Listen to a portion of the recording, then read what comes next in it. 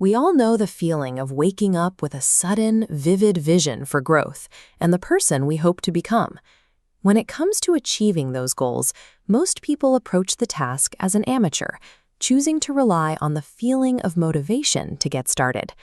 Motivation is unreliable because it is an emotion, and emotions fluctuate based on everything from your environment to your physical state. This dependency invites resistance, a psychological force that creates internal friction against any challenging or meaningful work.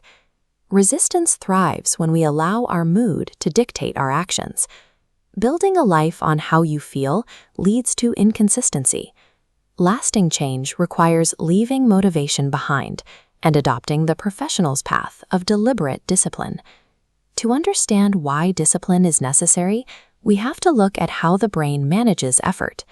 Every time you perform a difficult, unhabitual task, your brain initiates a specific chemical reaction. This chart shows the accumulation of noradrenaline, a chemical released during stress that signals the brain's level of exhaustion. As you exert effort, this chemical builds along a linear path. Once it breaches a biological threshold, the brain forces you to quit your objective. Relying purely on conscious willpower makes quitting a biological certainty, which is why sustainable behavior change requires a different system. The prefrontal cortex is the area of the brain located behind the forehead that manages complex thinking and willpower. Because it acts as the CEO of the brain, it exhausts its energy reserves quickly. To protect the CEO from early burnout, the professional shifts their focus away from a distant end goal and toward a new identity.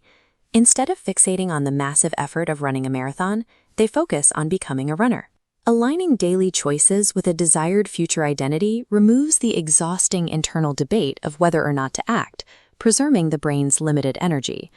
Professionals use implementation intentions as a tactical tool to bypass the conscious deliberation of the prefrontal cortex. This framework follows an if-then logic, explicitly linking a situational cue in your environment with a specific desired response. Pre-planning exactly when and where an action will happen increases the brain's ability to recognize that cue automatically when it appears in the real world. These if-then plans eliminate the need to deliberate in the moment, making the start of a behavior practically automatic. Professionals sustain these behaviors through habit stacking, anchoring a new task to an existing routine, and temptation bundling, pairing a required effort with an immediate reward. Reaching these micro-milestones triggers the release of dopamine. Dopamine is a neurotransmitter that sends signals between nerve cells and plays a major role in the brain's reward system.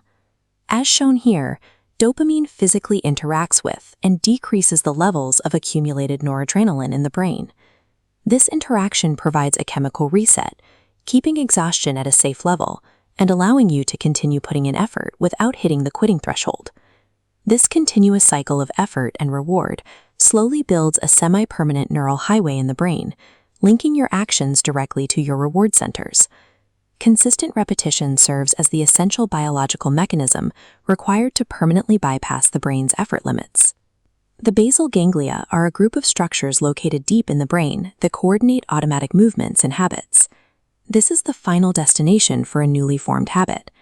Once a behavior is imprinted here, it operates entirely outside of conscious thought, making resistance effectively powerless.